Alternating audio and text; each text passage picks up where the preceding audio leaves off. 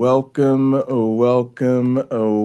everybody to another edition of the Pocket Locker podcast. I am your host with the most, all the way from the East Coast, and as always, good people, I am in.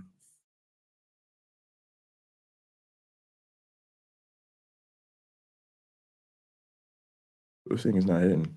Oh, it's not on. That's a good idea. Let's turn this thing on.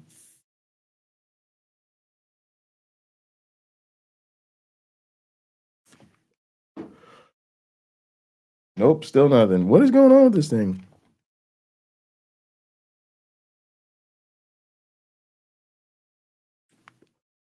Oh, there we go.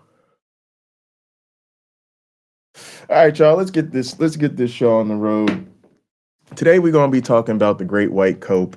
And to be clear, when I talk about the Great White Cope, I'm talking about people that are supposed to be on side, the liberals, the progressives, in some of these conversations when we have conversations with believers, the atheist, and talking about how people supposedly on our side just really refuse to recognize what we're dealing with. They refuse to stare the problem in the face. They refuse to call it what it is and deal with it. And instead, they are making excuses for the poor behavior of the other side, and I'm sick of it. And after what happened with Trump in the election, I'm just not feeling it anymore.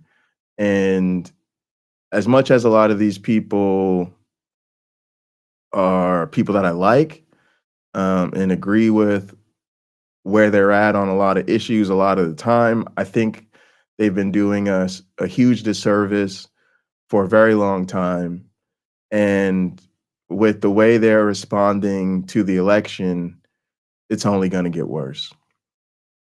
So I'm going to start talking to y'all about the Great White Cope. My exemplars for this are going to be Rationality Rules and Luke Beasley. But before we get into that, I want to give y'all a little bit of something special from Tennessee Brando, a white boy who I would say does get it, at least for the most part seems to get it. And I'm going to share his song, Cheaper Eggs, with you guys. Hope everybody's having a good day. Let's get a quick mode into the chat and a quick cheers because I'm gonna have a drink. It's good to see y'all here. I see Lena's in the house and PC's here and Christopher's here. Good to see you, Crispin. Good to see you and Gather as well, my friend. Carrie Ann's here. Always good to see you, Carrie Ann. We missed you. So great to see y'all here. Appreciate everybody. All right, let's go ahead and jump into this, y'all. Well, I've had a whole lot of people ask me, Brando, what kind of songs are you going to write now? And to them I say, there's going to be plenty of material going forward. I call this one Cheaper Eggs. The red hats are flexing, they're all acting thrilled. They don't know how tariffs work, but soon they sure will. They think their leader saved them and he's restored their faith. But we see they cut their noses off despite their own face. What up, UC? They sold out their daughters and they threw away their friends on a senseless notion it could all be great again. When they scream we didn't vote for this, remind them yes you did. And ask them how it's going with them cheaper eggs. We pointed out the obvious. They called us a liar. Got their information straight from a dumpster fire. Now they're turning up the hatred and they're thumping on their chest for a man who wouldn't wipe his nose on their Sunday best. They pinned all their faith on the devil's coat. So now is the time they can all sit back and gloat. But once the dust settles and reality creeps in, they'll slowly realize the true enemy within. But they sold out their daughters and they threw away their friends on a senseless notion it could all be great again. When they scream we didn't vote for this, remind them yes you did, and ask them how it's going with those cheap Cat, eggs. good to see you. I really hope it's worth it for them cheaper eggs.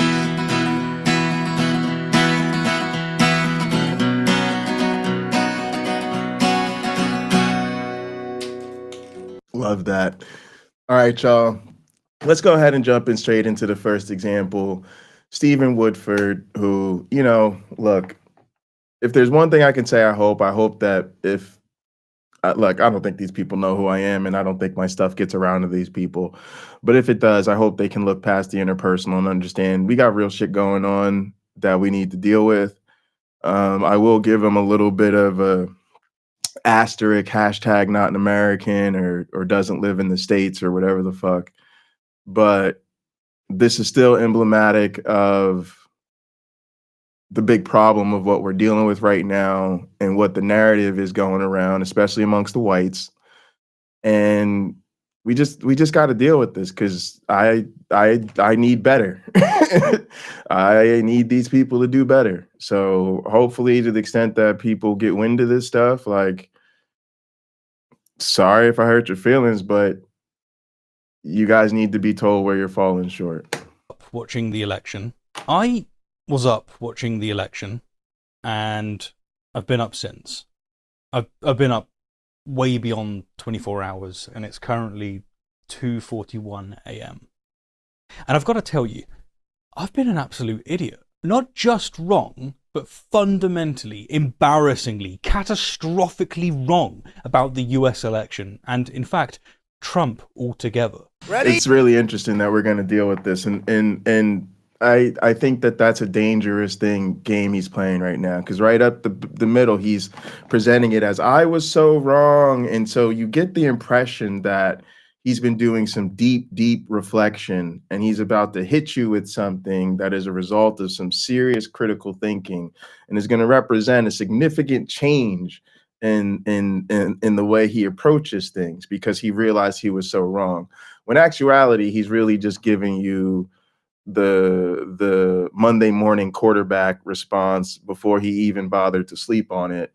And to be honest with you, I think his take about how wrong he was is severely wrong. And so that's the kind of irony we'll be dealing with in this video.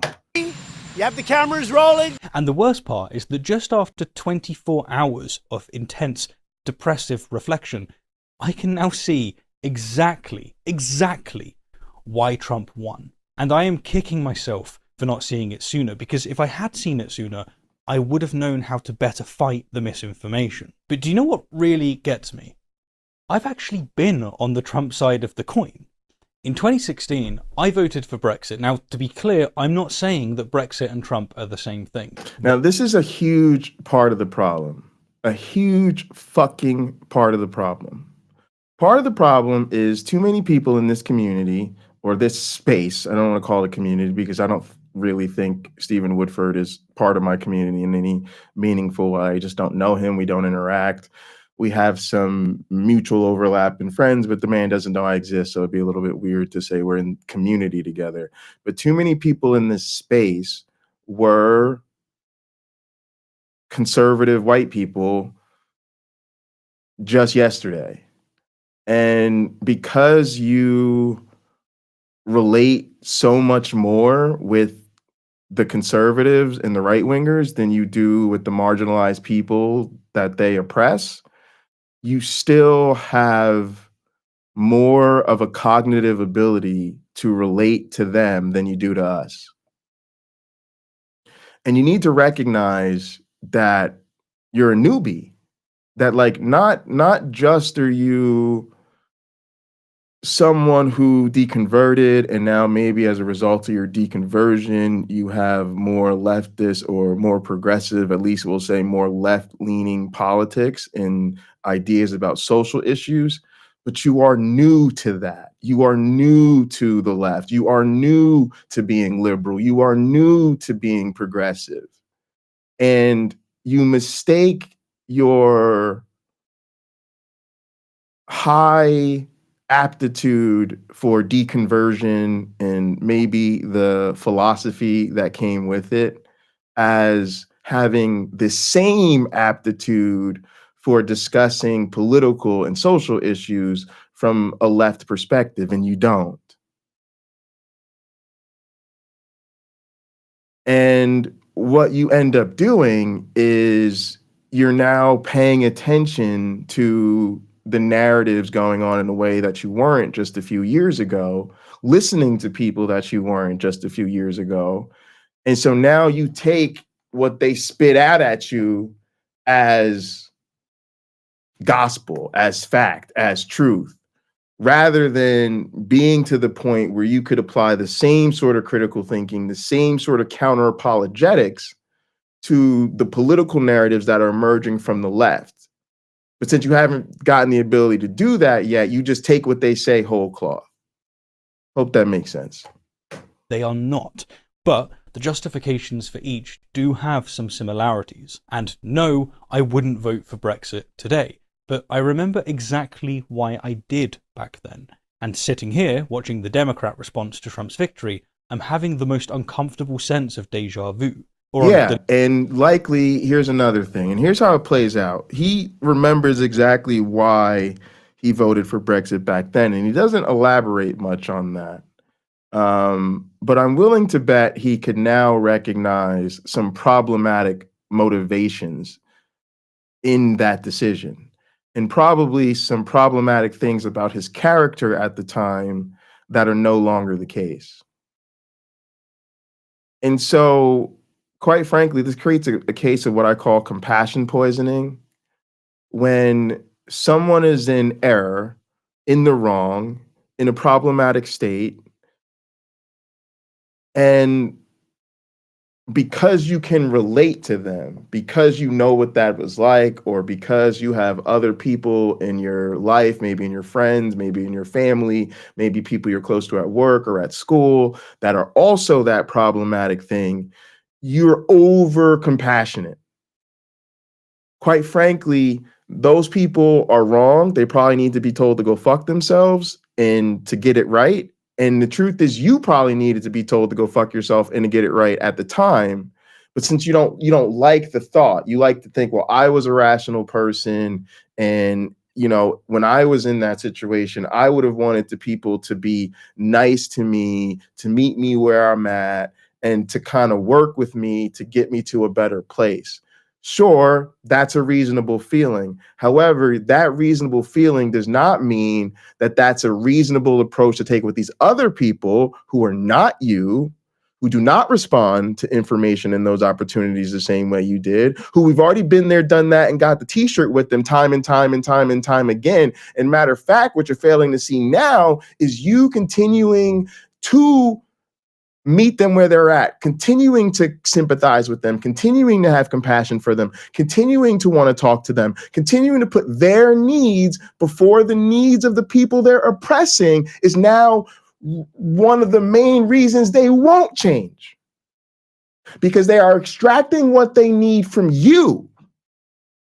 You are not really challenging them. You are not bringing consequences to them. You are not telling them to go fuck themselves. And so now they know, as long as they keep coming up with an excuse that sounds decent, that can appease you, you won't ever call them out for who they really are. Oh, yeah, they just voted for someone who's a rapist. Yeah, they just voted for someone who's an insurrectionist. Yeah, they just voted for someone who was twice impeached. Yeah, they just voted for someone who has 36 felonies and makes creepy sexual comments about his daughter. But if they tell you it was about the price of eggs, then you'll go jump, run up the hill, do triple backflips, go back to school, get an economics degree, just so you can convince them that in actuality,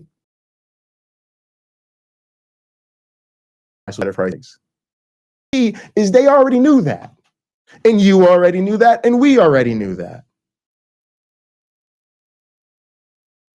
They're not as dumb as you think they are.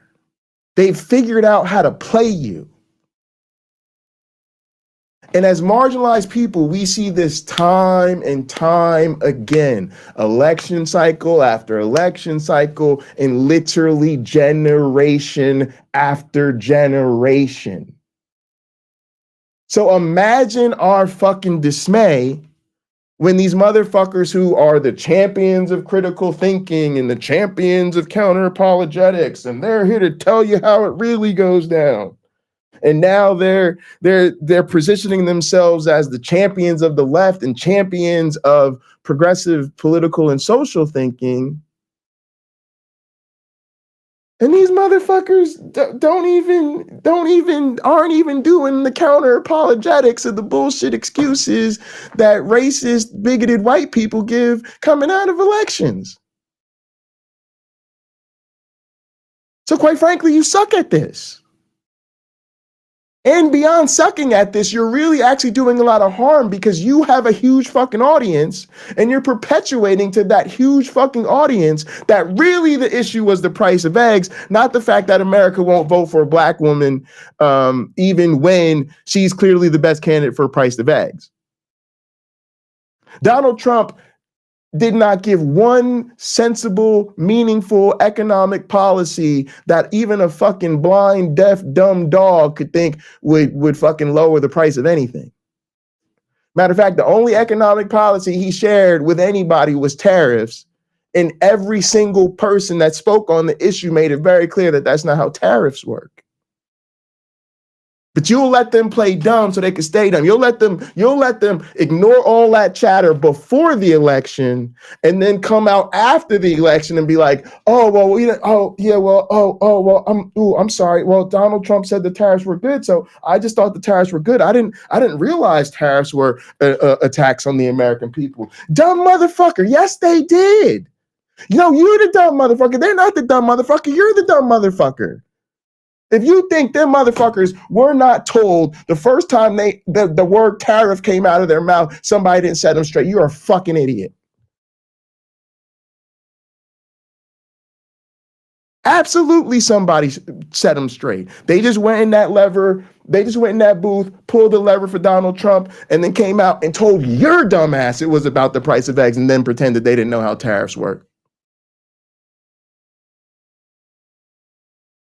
Delirious because I've been up for too long. See, here's how the typical Democrat, and if you don't mind, I'm going to include myself among them / you, at least politically, as much as Russell Brand is a Republican, see the whole situation. Trump is a proven liar, a man with multiple criminal indictments, someone who's openly attacked democratic institutions. He's been found liable of sexual abuse. He tried to overturn an election. He tried to overturn it. He still doesn't admit that he lost. He's been indicted for mishandling classified documents. He literally took classified nuclear secrets to his golf club. He paid hush money to a porn star. He praised dictators while insulting supposed allies. His businesses have gone bankrupt multiple times. He's been found guilty of fraud. He stored classified documents next to his toilet. His toilet. The list goes on and on. Again. And again, we got the list. It's quite a list. Are y'all motherfuckers really stupid enough to think that the people who voted for Trump weren't fully aware of all of this when they voted for Trump?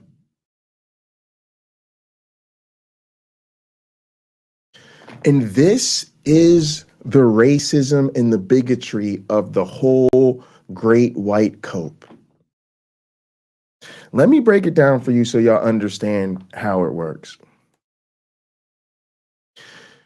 Y'all don't want to deal with the fact that the people you know and love and are surrounded by are racist, misogynist, and I just say bigot because it's the general umbrella term, and they're bad people.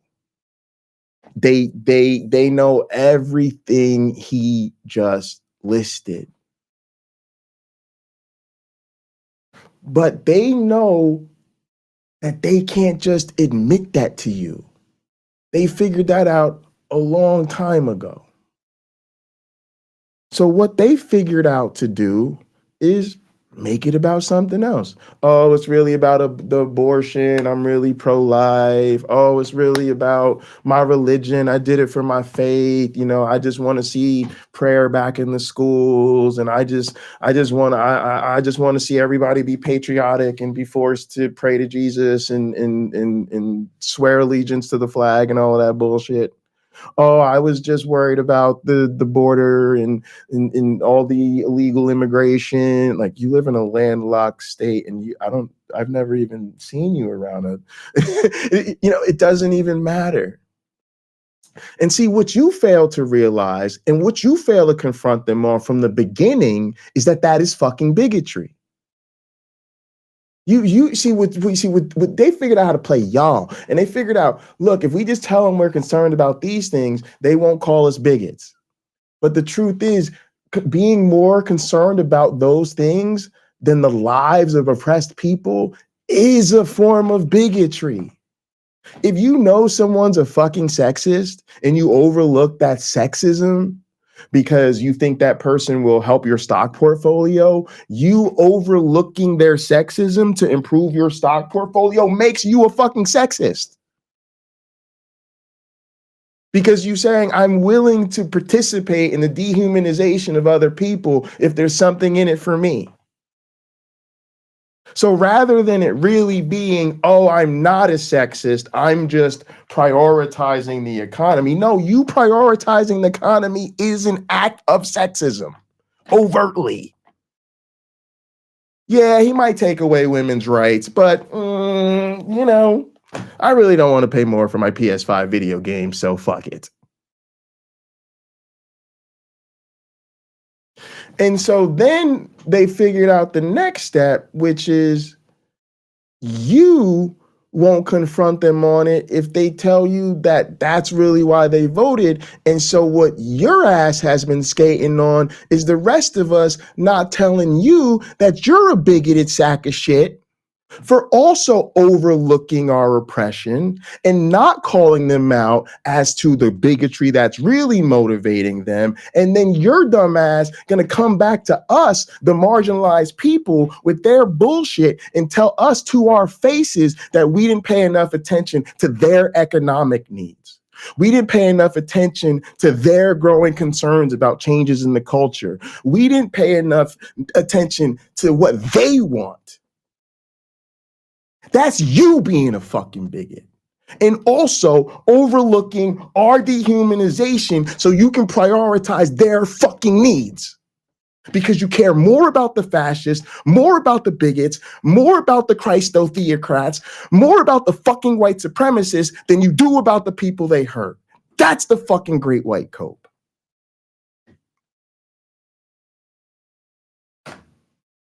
Look at his supporters and think, how could you possibly vote for this man?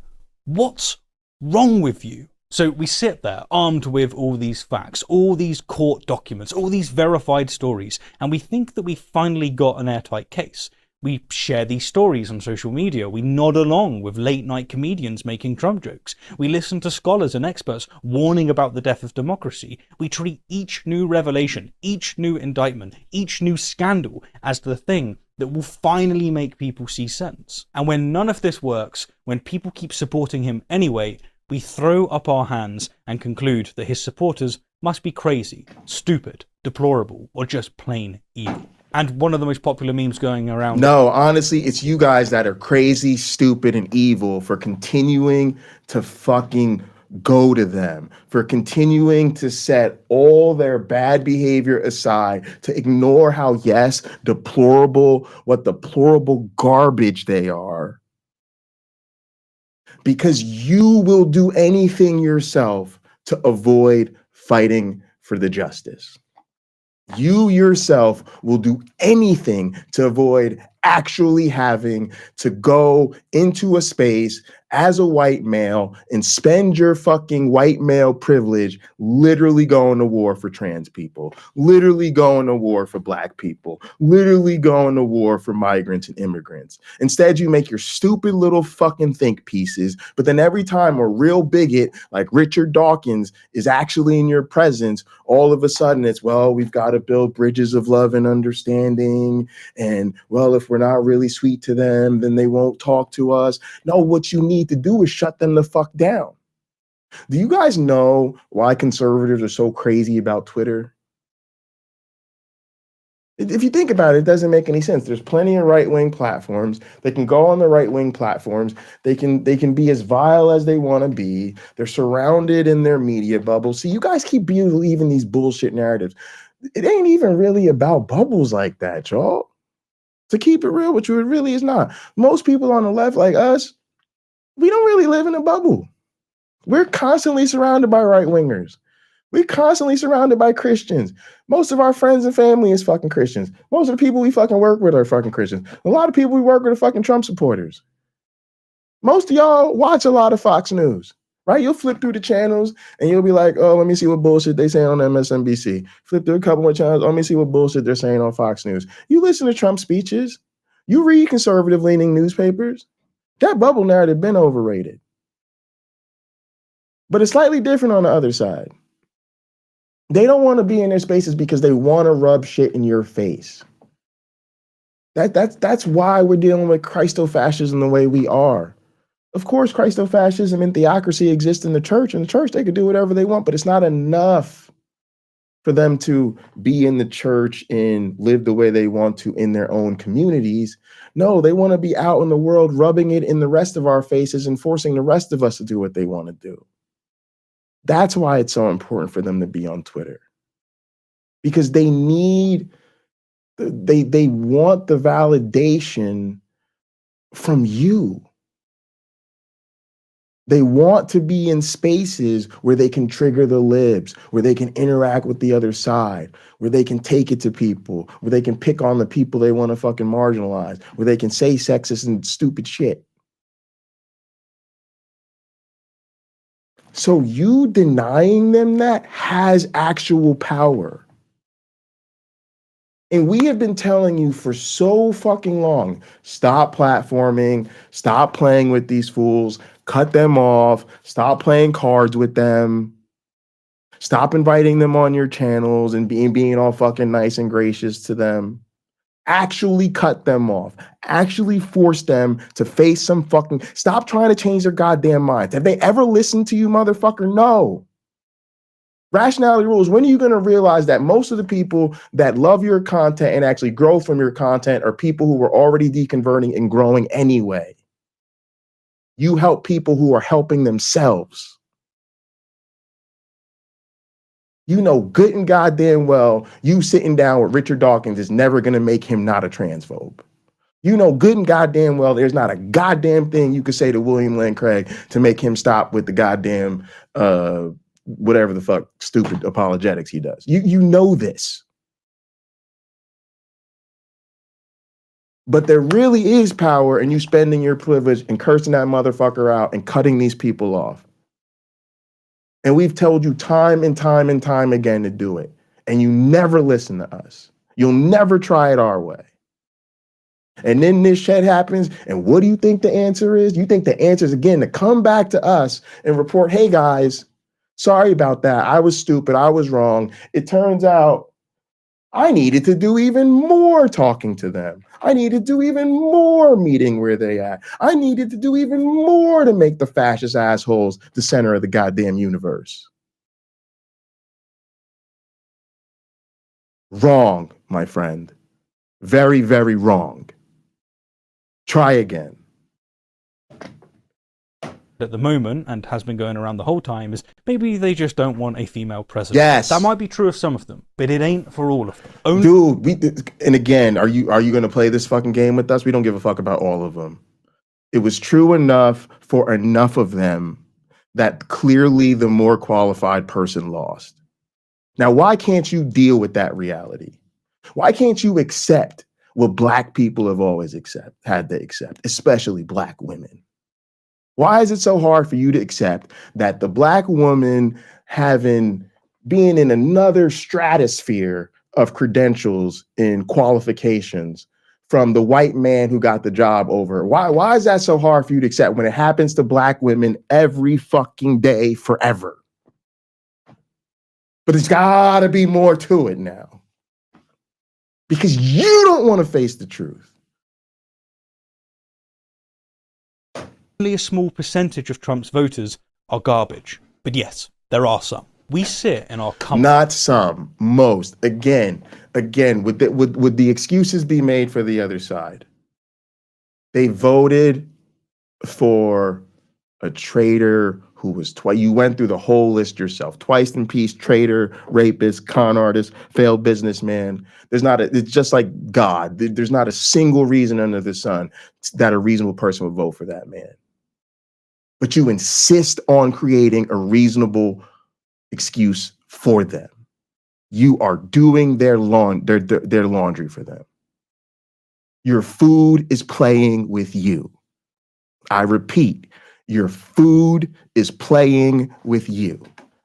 Bubble, confident that surely this time people will see reason. But here's what's actually happening on the ground. Millions of Americans are sitting at their kitchen table, looking at their skyrocketing grocery bills, their mounting credit card debt, and they're thinking, I was better off 4 years ago. Get the fuck out of here. Not a single person thinks that. There's not a single person in America who literally thinks my eggs are really, grocery prices suck everywhere. There's not a single real contingency of people in America that literally think that was somehow Joe Biden's fault, and they have a really good logic that they could articulate about why Donald Trump will be better for prices. Matter of fact, at Trump rallies, Elon Musk told those people to their faces that their vision was going to be painful and that things were going to get worse and that prices were going to increase.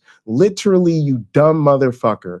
Elon Musk told Trump supporters at Trump rallies they were going to make the prices worse. You guys are so fucking bad at this. They're watching their communities change, their jobs disappear, their kids struggle to afford rent in neighborhoods where their families have lived for generations. And they're thinking, you know what? Burn it all down. The exit polls tell us the story that we refuse to see.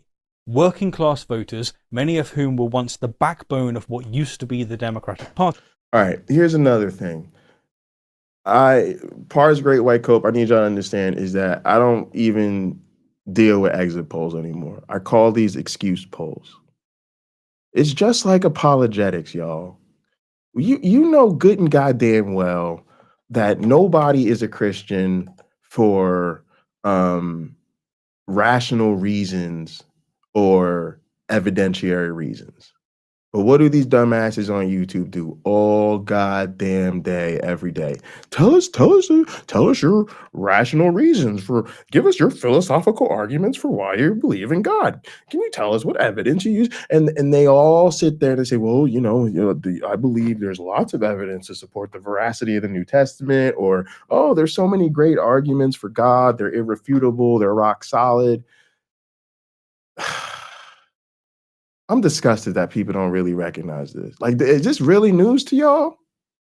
I can't believe I'm really sitting here in 2024 breaking this down for people who consider themselves to be critical thinkers. I'm so disgusted. Like, for real. Like you really think these racist motherfuckers gonna come out of the goddamn booth and say, yeah, I didn't want that bitch to be president. Yeah, I just fucking hate fucking all these goddamn immigrants. I wanted to get rid of them. Yeah, I just wouldn't vote for a woman to be president. Don't get me wrong, it's probably something that would tell you that, but you gotta be smarter than this, y'all. These are excuse polls. These are, you just went in that booth and voted for a traitor. Please tell me what your favorite excuse is. I can't believe y'all really think that these motherfuckers gonna tell you why they really did what they did in an exit poll. Boy, you stupid as shit. overwhelmingly backed Trump. Even black men turned out for Trump. Okay. And this is where you could say Stephen Woodford threw me all the way off, bro. Now I gotta really cut you. He really trying to throw black men under the bus, bro. We went 77 to 21%. That's nearly 80% for Kamala. White men went 37% Trump, 37% Kamala, 60% Republicans. 60% of white men went for fucking Trump. And you got the nerve to try to throw the 20%. Oh yeah, they some dumbass uneducated coons and traitors. Yeah, don't get me wrong. They are triple down coons, and I would toss them off the bridge and wouldn't even bat an eyelash. Matter of fact, I don't even know why are we talking? Why can't we just toss them off the bridge already? Bring me the coons, bring me the bridge. Let's get to it. But no. We're gonna take this back to the old school and we're gonna divide this along racial lines. I am not finna let a white man sit up in my face and want to throw shade at 20% of black men voting for Trump when 60% of white men did. Get a fucking clue and watch your goddamn mouth, boy. Also captured the majority of Hispanic male voters and made significant gains with young voters. Let's make something clear.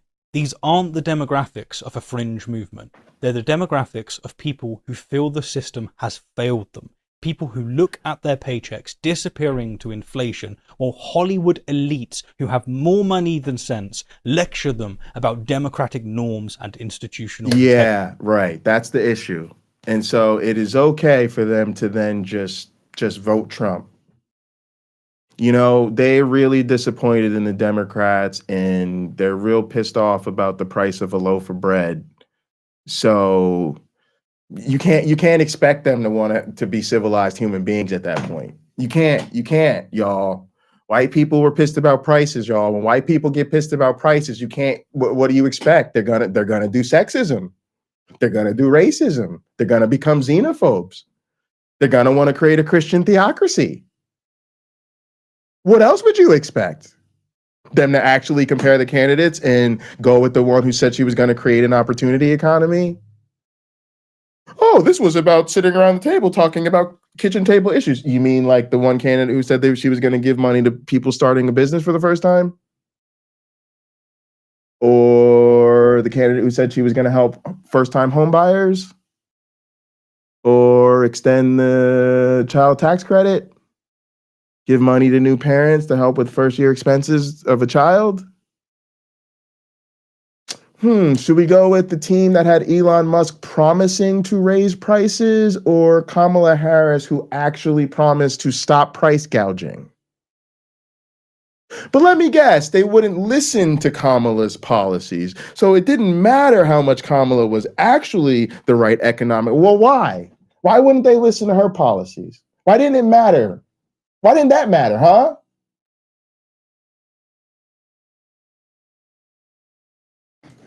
White boys don't get it, y'all. And when Trump talks about shutting down the border, about bringing jobs back, about making America great again, his supporters aren't hearing the dog whistles, and they're not even buying many of the conspiracy theories either. They're hearing someone... Ember, thank you so much, sweetheart. The doctor handing out prescriptions tonight. Appreciate your relentlessness as much as your heart. I appreciate you, Ember. Love you so much. Thank you so much, Fast. Very generous of you. Yeah, no, this really got me going, y'all. We got to do better. We got to do better, and we're getting this from all the sides. We're getting this from the mainstream media. We're getting it from sort of the independent left political sphere. We'll see more of that with like Luke Beasley coming up, and now we're getting it from sort of the more mainstream people in the atheist sphere. And so it really does feel like this great white cope is like an all-out assault right now. And it really is insulting to our dignity. Like I said, it is racism and bigotry for them to overlook our oppression and then insult us by telling us it was about these kitchen table issues.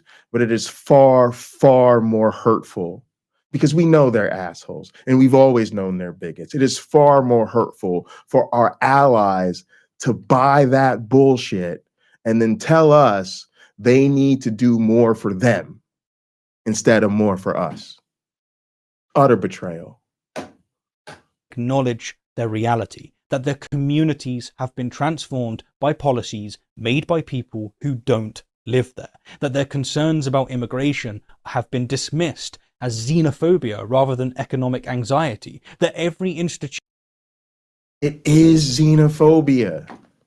And again, like, gang, have you ever heard a conversation in America about immigration from Europe? Have you ever heard a conversation in America about too many people coming in from Canada? The entire conversation has been about the southern border. I really wonder why. Because if you go to other countries that are really nationalist countries, let's say they're landlocked and they have, let's just roughly call it 4 borders, you know, could be give or take, you know, depending on the geometry, but let's just call it 4 borders on average. Yeah, when you're really a nationalistic country and you're like, you know, France is for France or Belgium is for Belgium or whatever it is, you'd be concerned about all 4 of them borders. All 4 of them, because you don't want nobody coming in from anywhere unless they're qualified, legal, not a criminal, all that good shit. But in America, we only concerned about 1 border. Now, the other 2 are surrounded by the ocean. Okay, I get that. But what about the other one? We wanted to build a wall. Where? They're not building a wall in New York, in Wyoming. There's only a southern border wall. What's up with that? And then Mexico was supposed to pay for it. Why would Mexico got to pay for a wall, but Canada ain't got to pay for a wall? Again, bro, stick to religion. Stick to religion and philosophy, because if you're going to come to me and tell me this is your political analysis, I'm just going to be like, you're not good at this. You're not good at this at all. Let me hit up this other super chat real quick. $20 from Christopher, man. Y'all going ham tonight. I almost can't tell the difference between rationality rules and the maggots that pop up on my shorts. A regular Sargon. Yep. That's what I'm saying, y'all. It's crazy. You expect it from the maggots, but when you get it from the people you look up to, the people that are supposed to be your allies, it's like, what are we doing?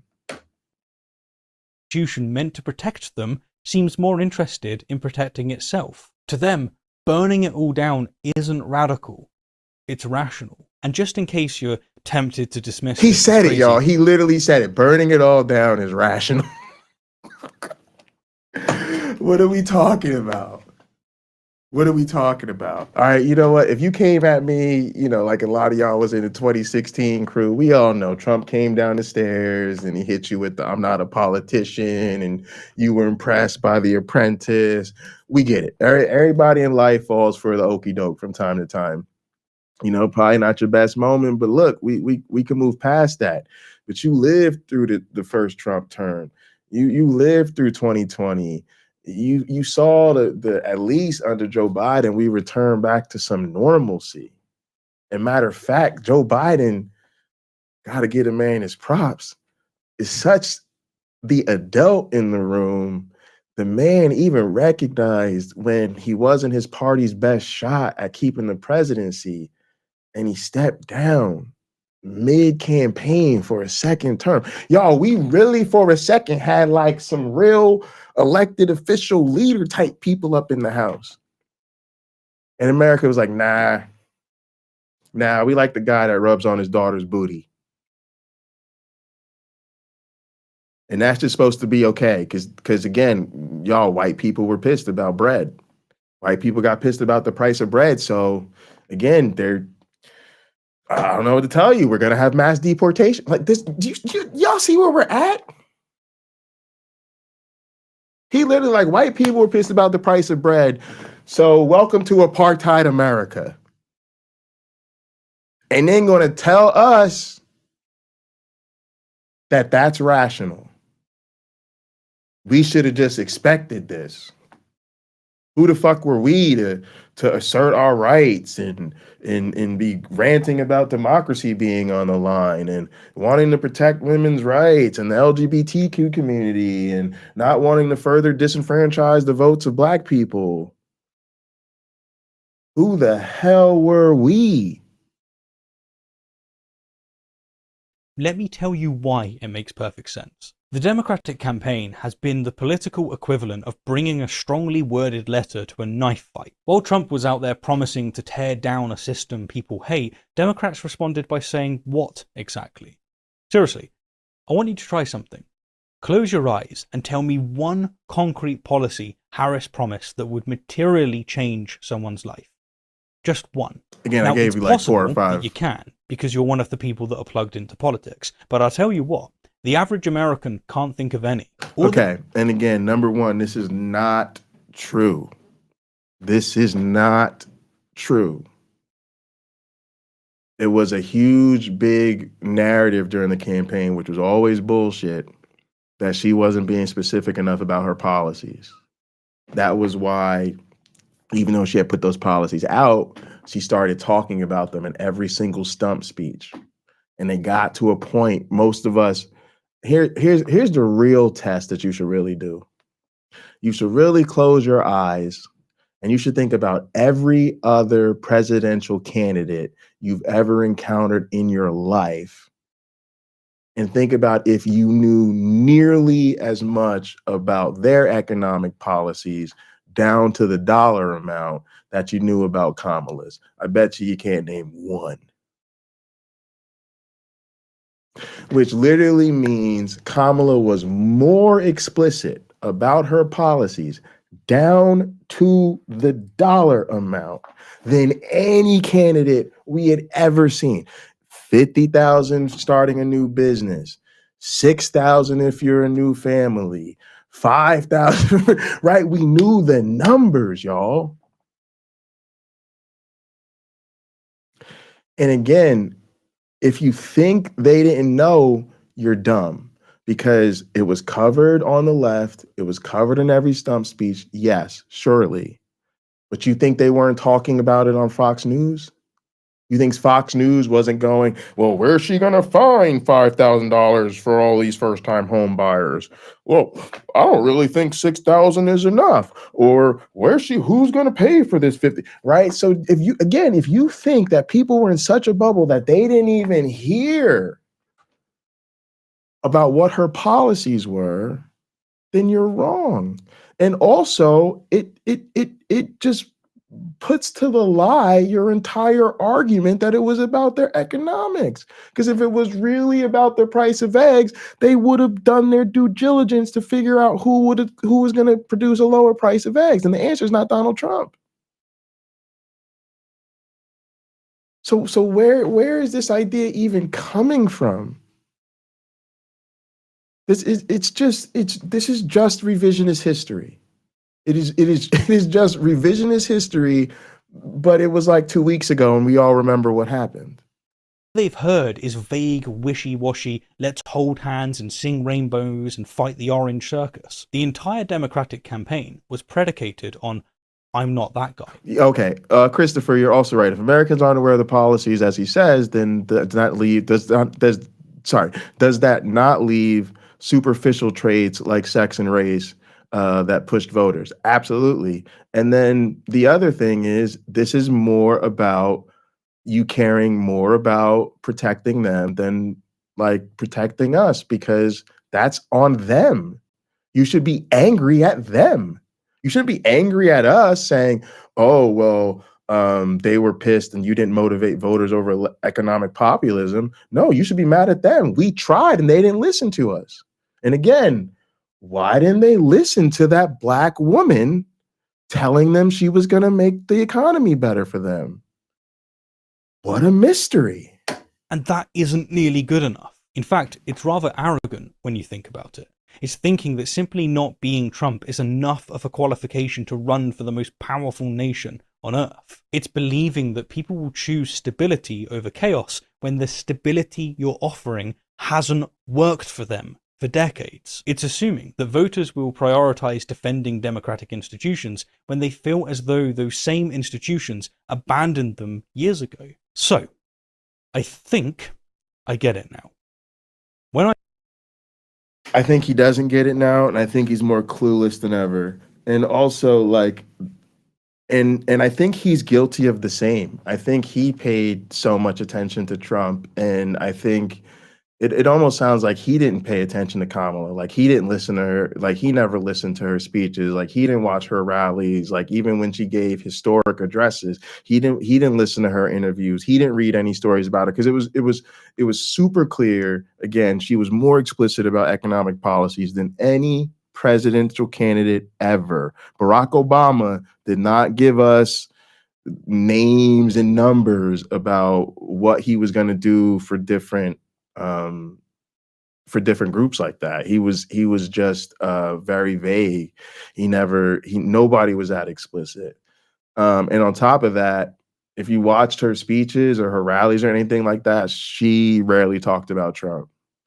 Like, once in a while, she would mention, like, the choice is very clear, or the contrast, or certain things like that, or talk about how, you know, she's locked up people, and you could kind of get by way of what she was saying, that she was talking about all the things that Trump has done. But really, for the most part, she focused on what she was going to protect, what issues were important to her. So again, it just feels like you weren't paying attention, were not listening, or in either case, you've just wholly adopted their rhetoric. And now you're, and really, the thing I hope everybody's getting at is, this is not just a problem because they have a really bad analysis of what happened in the election. It's so much more than that. It's really that they're using that, and now they're trying to condition us to be accepting and supportive of their new direction.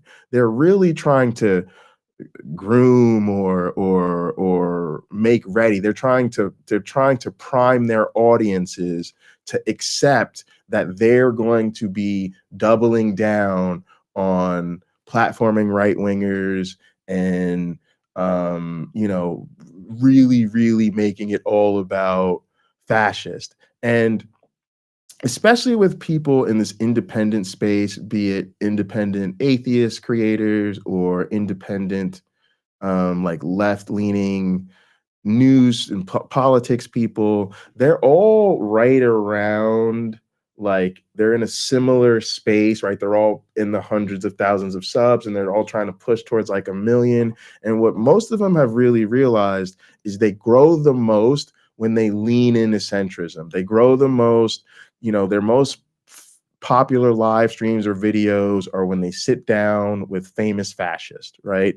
Interview with William Lane Craig or Jordan Peterson or Richard Dawkins or whoever is the fucking asshole flavor of the month. And they want to say, hey guys, when I do all that, it's not really that I figured out that leaning into the left or leaning into atheism wasn't going to grow my channel, and I'd make more money if I made more content that was at least accepting of all these problematic people. No, I want you to understand that I'm doing that because I figured it out, and that's really what I need to do for you. I'm doing you a favor when I platform these assholes. And it's like, you can lie to yourself, you can't lie to me. I voted for Brexit, it wasn't because I hated the EU or because I believed all the propaganda about straight bananas. I voted because someone finally offered me a chance to throw a fucking wrench into the system I felt was ignoring me. I was tired of being called racist for voicing concern about no longer being able to afford rent in my hometown because of economic instability and indeed migration. And that is exactly, I think, what's happened here with Trump. Put bluntly, the deplorables defeated the insufferables. I lost, and most likely, you lost. And that's and that says a lot about him, right? So like I said just yesterday, hey Fox, they're brand new to this space, and so he still feels like he still identifies with conservative Stephen, who was frustrated, as he said, about his rent prices being high, which is not due to capitalism. It's not due to gross landlords and their fucking selfishness. As he said, it's actually due to immigration. Right. So there it is. That's him believing that narrative. And he may have more information or whatever to think that that was legitimate in his situation or whatever, but that allows him to say, oh no, those Americans who are worried about all the immigrants coming and taking their jobs, no, that's legitimate. That's a legitimate fear, right? So he literally does relate to them. He literally does empathize more with them than he does marginalized people in this country. It's really sad to see. Hell, if you're a Trump voter, you may also have lost. Oh, and he said it. He said the deplorables beat the insufferables. And again, that's these people who, when we say they hate liberals more than they hate fascists, that's what we mean. Yeah, they think they're deplorable. Yeah, they think they might be racist, homophobe, misogynist. The list goes on and on. Stupid as shit, dumb as a doorknob. But hey, we're insufferable. You know, us insisting on the truth, fighting for equality, wanting to progress towards a world. And that's the thing. And that's the great white cope. That's the great white cope right there. And that's why you see why marginalized people can't have nothing. Because everything is fine, everybody's cool when the status quo is well in place and not being challenged. And in that status quo, marginalized people can't have shit.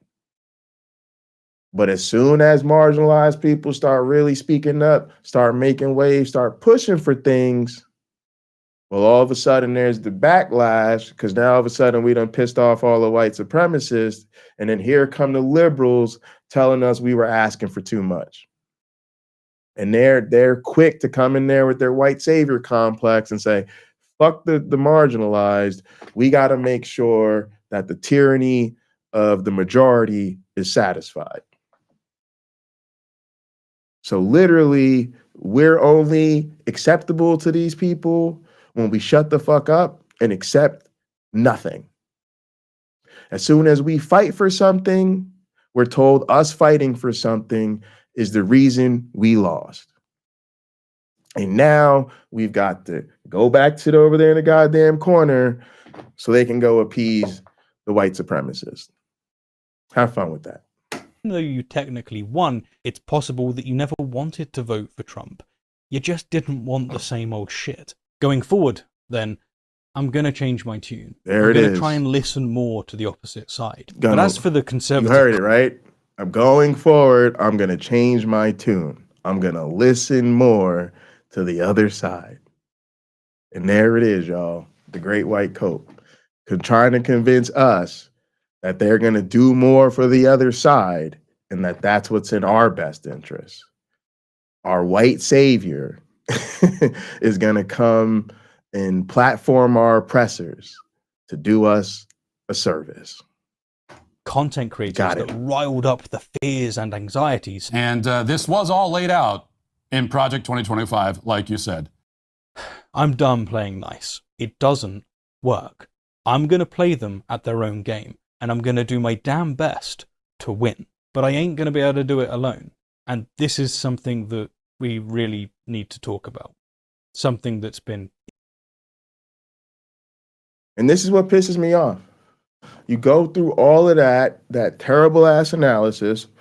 And just like I said, it's not just having a terrible analysis of what happened in the election.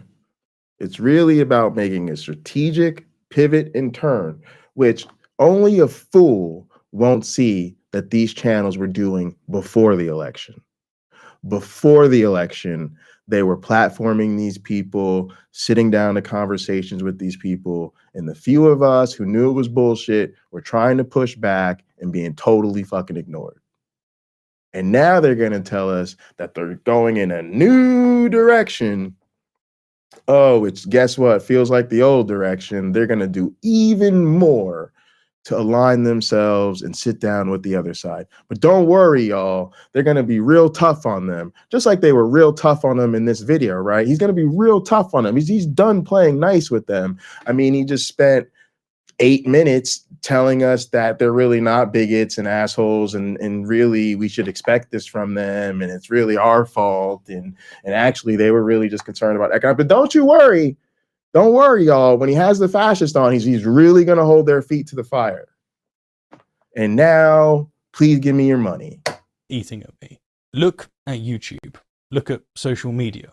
The right is winning the information war. Up yours, woke moralists. We'll see who cancels who. And they're largely winning because they have serious money behind them. Dennis Prager, Russell Brand, Tim Pool, all of those tools at the Daily Wire. All right, now let's see how different. White supremacists, white supremacists, white supremacists, white supremacists, and then Candace Owens. Awesome, great. White supremacists. Cool. What does the other side look like? All of them. They have massive money behind them, allowing them to pump out 3 to 10 pieces of shit every day, and well-edited shit. The Daily Wire launched because billionaire petroleum industry brothers Dan and Faris Wilks chucked them millions of dollars, allowing them to rent out an entire property like the office I'm in now, but much bigger, allowing them to run the tests that they needed to do, get people doing this job, doing research, going over here and trying editing, getting people on board. They were able to do it because they received that money. Elon Musk, the richest man alive, is heavily contributing to right-wing sources and controlling social media to uplift the conservative agenda. So I vowed to destroy the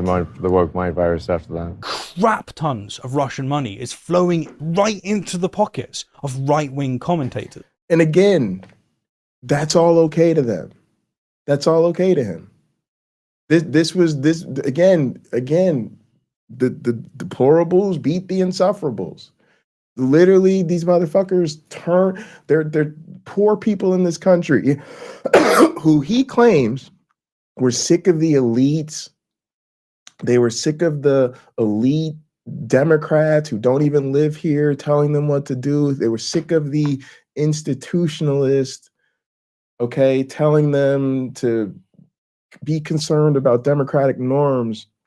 But it was okay for the richest man in the world to come in and play co-president and for Russian propaganda to put millions and millions of dollars in the right-wing machine, and they didn't really care about that. Like, the hypocrisy is just so disgusting.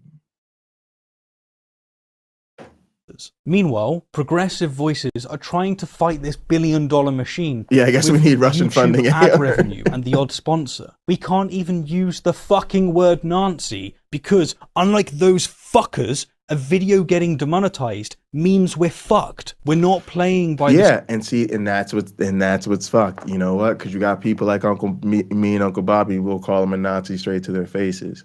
So then you got to ask yourself, who's really the independent media? Because you guys can't, I guess you're worried about saying the 4-letter words and getting your channels demonetized, which is insane. Like, if you cared so much, like, who cares if you get a video or 2 demonetized when, like, you've got so many other avenues of monetization and ways to grow your channel. And then on top of that, y'all don't have the audacity. Right? You wouldn't call them, let's be real, like, you might make a video and call them out on some shit, but when you sit down and talk to people, you don't call them Nazis to their face anyway. And that's the problem, y'all. Like, it's so insane. Same rules here, and we need to be. And I do mean we. So let me tell you what your favorite left-leaning content creators won't, because they're too proud. We need your help. Real help. Financial help. Because behind the smiles and calm presence is a chronically overworked person who desperately could do with offshoring just a bit of their editing, marketing, and research to someone. All right, Brilliant so check this out. voices Check like this Holy out. Kool-Aid, David Pakman, secular talk, Paulogia, the Antibot, Alex O'Connor, Beau of the Fifth Column. If they're not producing our All right, now I don't know if you missed it, but let's try this again. desperately could do with offshoring just a bit of their editing, marketing, and research to someone. Brilliant voices like Holy White boy, Kool-Aid, David Pakman, white boy, secular talk, white boy, Paulogia, white boy, the antibot. Yes, finally. Oh, white woman. Also the significant other of the previous white boy. Okay, great. the Antibot, Alex White O'Connor, boy. White boy. Beau of the Fifth Column. If they're not producing hourly content, I promise you that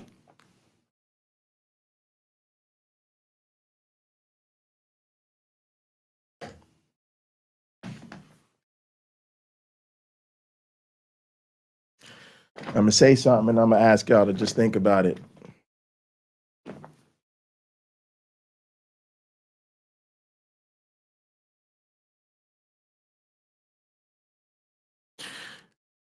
For a lot of y'all listening, y'all are white people.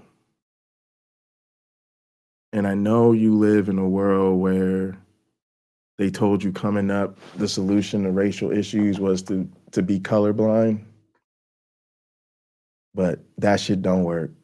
Shout outs to the Teacup, Oz, and Jenna. Man, they did a stream last night that was really, really on topic for a lot of this. So, oh, damn, I hope somebody's got a link to that. But go check them out. That was an awesome show. One of the things Jenna said that just set it all for me, in response to somebody saying, that they were taught to be colorblind. And she said, like, how can I trust you if you can't even see me? And I was like, yo, that's like perfect. That's how we really feel when people talk that colorblind shit. Because our lived experience in the world is as Black people. Every interaction people have with us is filtered through the lens of being Black people. So what kind of sense does it make for our friends and the people who are supposed to be empathizing with us to then try to tell us that they don't see color? Don't do that to us. And now I'm gonna flip it on you. You see whiteness as raceless, right? Like white's the default and everybody else is ethnic. Everybody else is some other race. So in a sense, we become raced and then the unraced is the white people. No, I need y'all to see that you're white. And I need you to think about what it looks like to us when people clearly dehumanize us. And they have been generationally, historically. It's always been this way.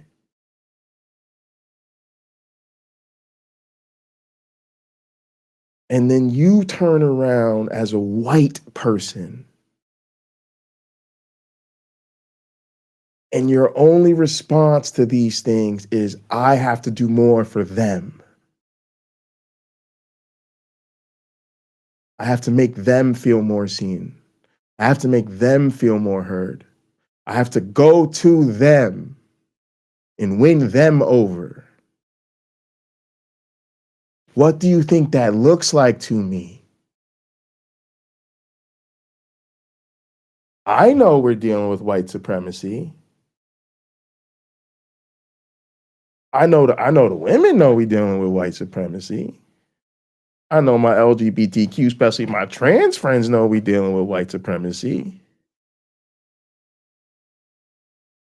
So why are all the white men that are supposed to be on our side so anxious to go befriend and sit down and break bread with the white supremacists? And what do you think that looks like to us when you do that as a white person?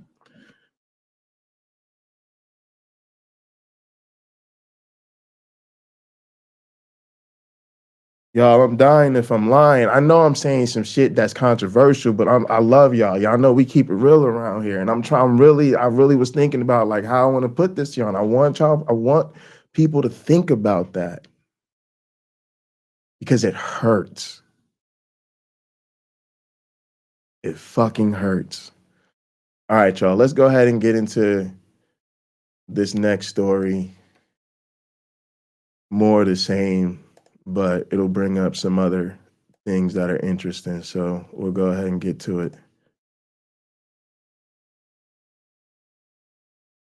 Complete and total mayhem. That's how I would describe Hey, the Bree. reaction to the story we're going to talk about in this segment. The internet was set ablaze after hearing about a meeting between Mika Brzezinski, Joe Scarborough, the host of Morning Joe, with Donald Trump himself at Mar-a-Lago. What? Of course, the two individuals you're seeing on screen are... All right, let me just acknowledge this real quick. We can help by promoting our friends from marginalized groups. You can.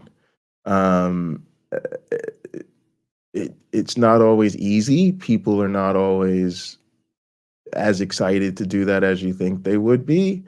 But those who help with that, yeah, that's just a huge part of it. You know, we just need to see it's not just me, like we just need to see our voices in some other places. And it's just devastating that it feels like people are aware at a cognitive level of the fact that our communities are impacted by these things, but it feels like they don't reach out to us and try to really hear from us. And then when they do hear from us, it feels like they don't listen. But in any case, just trying to help us have our voices represented at ever increasing levels of autonomy is definitely part of the solution. So appreciate that. Some of the most outspoken critics of Donald Trump, very often and the coolest correctly assessing him gather. as such a dangerous, Put a smile back on my destructive figure. face. And then they had what Trump described as a very cordial, you could even describe it as friendly, according to, again, Trump's assessment, meeting with Trump where they congratulated him on his victory. They also explained publicly why they did this. I'll play that for you. I want to lay all this out for you, and I'm really curious to hear what all of you think. Was this a good or bad decision on their part? All right, y'all. So let me tell y'all where we're going with this. So for those of you, hopefully y'all caught the setup. The deal is the two Morning Joe hosts, they went down to see Donald Trump and had a reportedly cordial conversation with him. My deal is to let y'all think about that and you know, share my thoughts on that, and then also to show you sort of as a continuation from where we just were with Woodford, that I think in many ways Luke Beasley is setting up his audience for his own version of this, right? He's also trying to do more of this problematic, like let's all go talk to the fascist and all be friends again. And so it's like, even so it's like, yes, like I said before, it's not just it's like, it feels like this is everywhere now, right? It's the mainstream media is doing it, then you have the independent political people doing it, and now even in the atheosphere, it's like everybody's doing it. And so it really becomes a problem because there's really no voice of pushback. Normally, these more independent outlets are more critical of things the mainstream media is doing. But more and more, what I'm seeing is even for the independent cats, it's the same grift. And so they end up going in the same direction. And then it becomes a problem because they're no longer able to offer as valuable media critiques.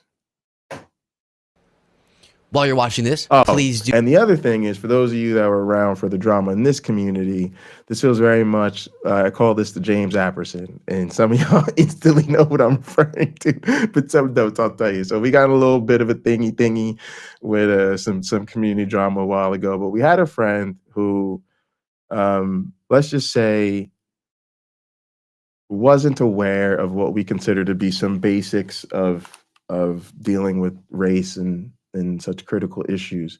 But in their mind, what they told us was that they said this on a stream, was that they would actually go meet with Trump. They would go down to Mar-a-Lago, whatever, and they would visit Trump, and they would do that because they would try to change his mind. And they thought that if they went down and they talked to Trump, they'd be able to set him straight. And we all just like fell out our chairs laughing. We all just were like, are you fucking kidding me? And we were pissed because it was like, no, you wouldn't. You would go down and eat Caesar salad and eat Trump steaks, and you probably wouldn't say a goddamn word about any of our marginalized people. And then it turns out when we deal with actual assholes in our community who, do things like show up at your channel and harass us, your friends and mods of your channel in real time, and drama starts in the community, you can't even call out the bigotries and the fascism of motherfuckers on YouTube. But you think we place our trust in you to fly down to Mar-a-Lago and set old Donnie Boy straight. It's I know it's laughable when you construct these examples of white saviorism, but y'all, I swear these are real things that have happened to us. So it's just like, I can't make this shit up. And this is exactly what this feels like, right? Like Morning Joe and his co-host here, they were gonna go down, and after all we've been through, they were just a cup of the home brew with good old Donnie J. Trump, and I'm sure they were really gonna set him straight. Like, get the fuck out of here. Do click the subscribe button. We are just 9,000 subscribers away from 1 million subscribers, which is amazing. Thank you so much to each and every one of you. You have nearly done it, and we are so grateful. PC. If you're not yet subscribed, help us get there. We could get there today if all of you who aren't subscribed do today. Very exciting. Here we go. Over the past week, Joe and I have heard from so many people, from political leaders to regular citizens, deeply dismayed by several of President-elect Trump's cabinet selections, and they are scared. Last Thursday, we expressed our own concerns on this broadcast and even said we would appreciate the opportunity to speak with the president-elect himself. On Friday, we were given the opportunity to do just that. Joe and I went to Mar-a-Lago to meet personally with President-elect Trump. I think her name's It Misha. was Sorry about that. the first time we have seen him in 7 years. Now, we talked about a lot of issues, including abortion, mass deportation, threats of political retribution against political opponents, and media outlets. We talked about that a good bit. And it's going to come as no surprise to anybody who watches this show, has watched it over the past year or over the past decade, that we didn't see eye to eye on a lot of issues, and we told him so. What we did agree on was to restart communications.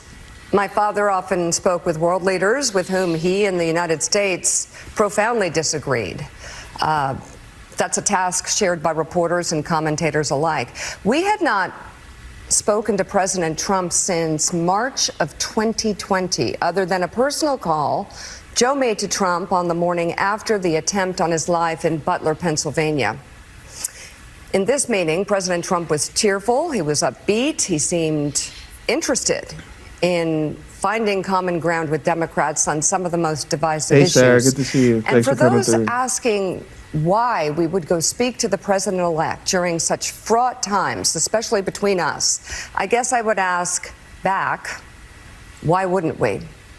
5 years of political warfare has deeply divided Washington and the country. We have been as clear as we know how in expressing our deep concerns about President Trump's actions and words in the coarsening of public debate. But for nearly 80 million Americans, election denialism, public trials, and January 6th were not as important as the issues that moved them to send Donald Trump back to the White House with their vote. And there it is. So first you hear the sort of, the just I don't know, soft buildup or something, but sort of belaboring the point, and then just the sort of virtue signaling. And I just immediately think to myself, first off, these are two people who are never scared to share their proud former Republican bona fides,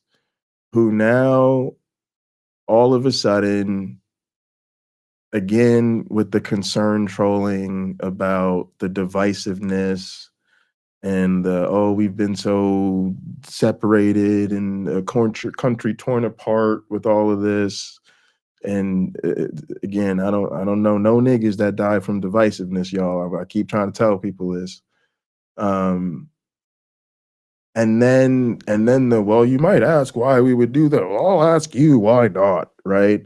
And then the patronizing. Like what? Like, and again, like, do you really think you're convincing me that Donald Trump is somehow going to be less of an asshole because he sat down with Joe and Misha from Morning Joe? He can't even mention you guys at a Trump rally to his base. They'll boo him out of the room just for mentioning your names.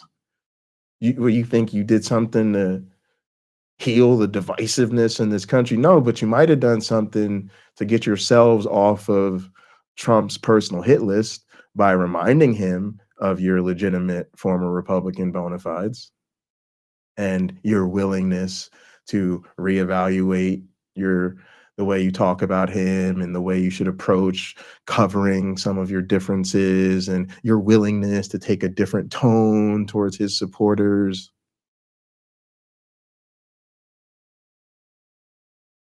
I don't know about the rest of y'all, but I find it pretty easy to know when I've been sold up the river. And again, what do you think it looks like when you do this? You are white people. You are white people who saw what just happened in this country. And rather than give us a resounding condemnation of the racism, the bigotry, the white supremacy, you book 2 business class tickets to go sit down with the emperor of Christo-fascist white supremacy himself and kiss the ring. And what do you think it looks like to me when you do that as white people?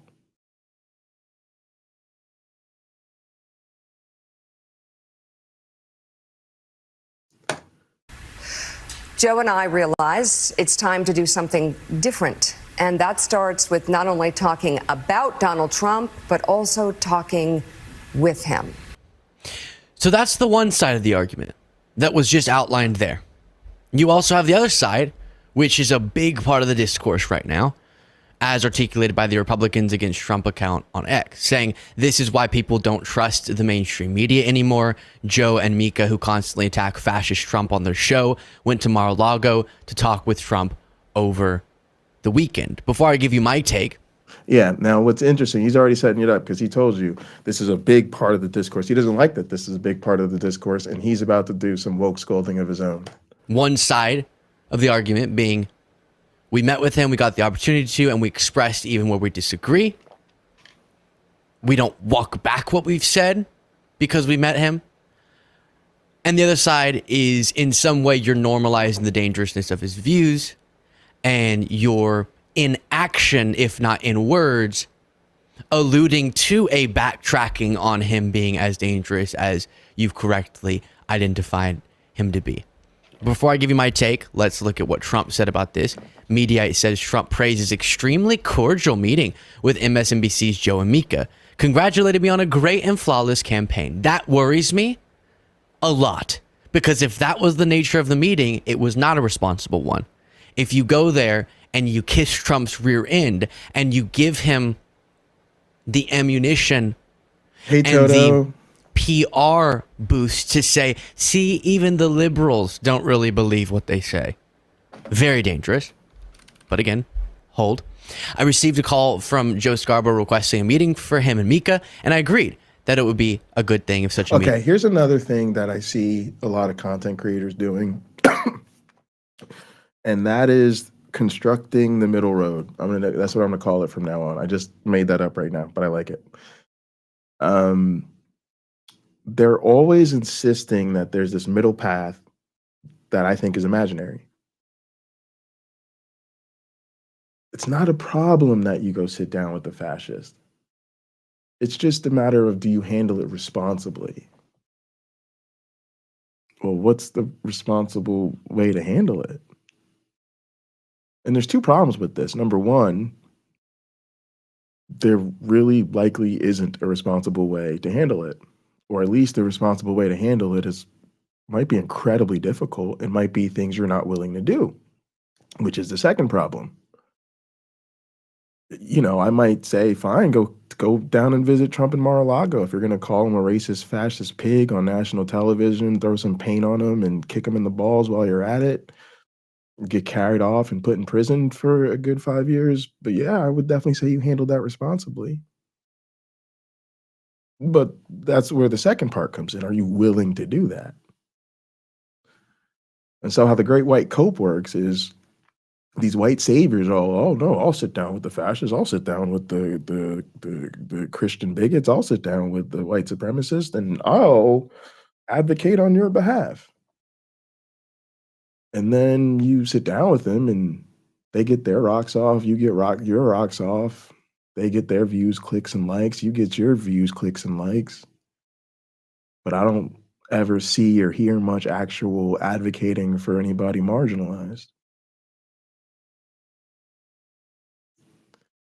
And rather than admitting that you don't have what it takes to do that and just avoid it altogether, they keep insisting that there must be this responsible way to do it and that they're definitely the right person to do it. And I hate to say this, but like, if they really believe that, they have such an overinflated ego, I don't even know what to fucking tell you. I'm a pretty smart guy, most people would say. I've got 2 PhDs. I actually just think I'm just pretty regular. I just kind of stuck with school because it was one thing I was pretty decent at. But I'm not crazy enough to think that I could have a conversation with Donald Trump and melt his heart. And if Joe and Misha or Luke thinks that they're the type that can, they are fucking insane.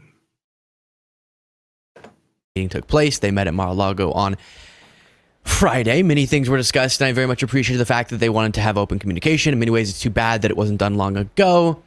And he said that in order to make America great again, it's very important, if not vital, to have a free and fair and open media or press, even though Trump has called the press criminals and said the government should come down hard on MSNBC specifically. CBS should have the license revoked. ABC should have the license revoked. He's not for freedom of the press, but maybe now he's trying to use this meeting as justification to claim that. They congratulated him, according to Trump, on running a great and flawless campaign, one for the history books, which I really believe it was. But it was also a campaign where I worked long and hard, perhaps longer and harder than any presidential candidate in history. So long and hard. We talked about various cabinet members, both announced and to be announced. As expected, they liked some.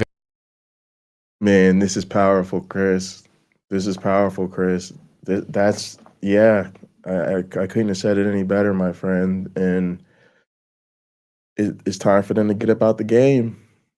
That's what I felt like. I felt like, and that's what really killed me, was I felt like, at least with this crushing, victory of Trump, please just admit to us that you've been doing this forever and that it didn't work.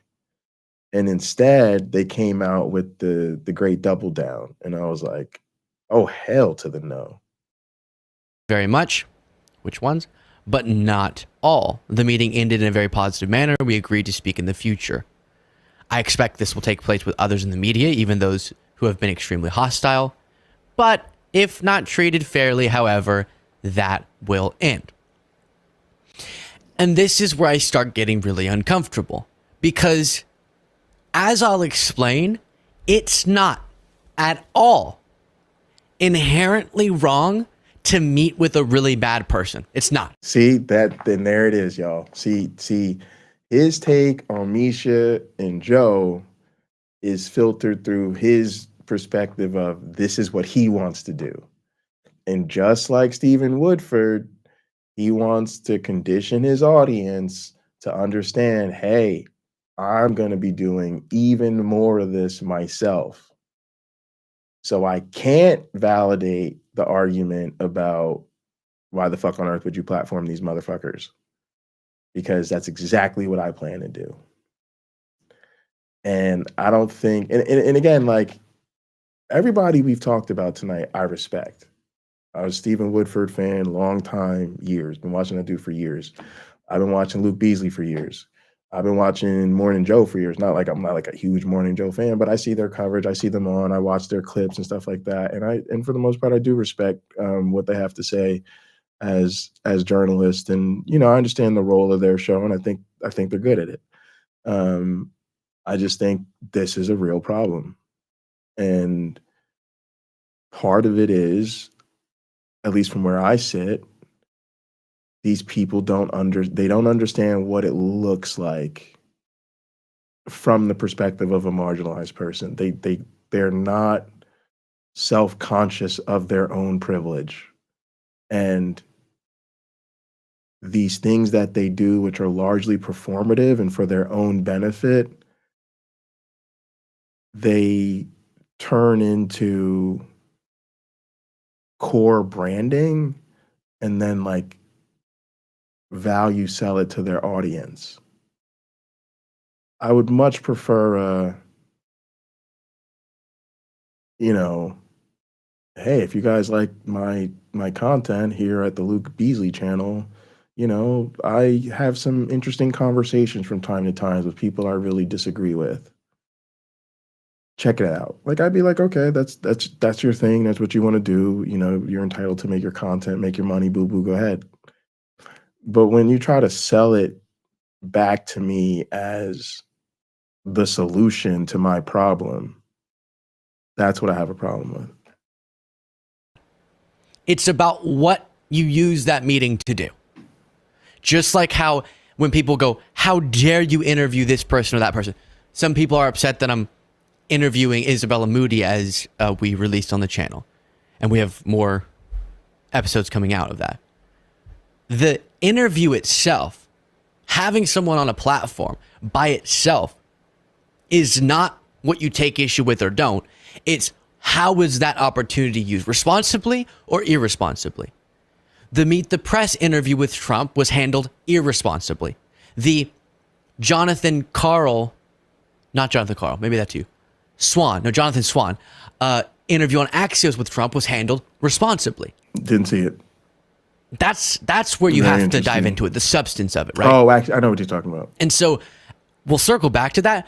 But when you hear Trump explaining this meeting, it is very uncomfortable to look at what Mika and Joe correctly say about Trump and how dangerous he is and how damaging his ideology is. And how to support these things, it's not that you have this understandable difference in some minor principles. These are foundational principles, or you're misinformed about what Trump stands for and you might have the right principles, but you don't know that you're voting against them. Okay. And to contrast that with what we know about Trump, which is it's only fair and nice and cordial when you're kissing his rear end. And if we got audio, for example, of the meeting and it was just them being super supportive, that would be disgusting because you shouldn't be two-faced. First off, they shouldn't be there if we don't have audio of it. If they didn't go there to do a televised or audio, at least podcast recorded interview, then to me, they brought all this on themselves by having a closed door meeting with a fascist. And again, I don't think you guys have to start to think about what this looks like. That's the only way I could put it. Because what I see is white people with media platforms exploiting their access to powerful people for their own gain, without any meaningful chance of anything constructive coming out of it other than that. And that's what they don't see.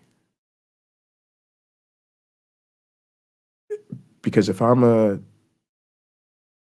trans person who watches Morning Joe, or an older immigrant who's worried about, my mixed status family, or a black woman who's still dealing with the devastation of just once again being overqualified and underemployed.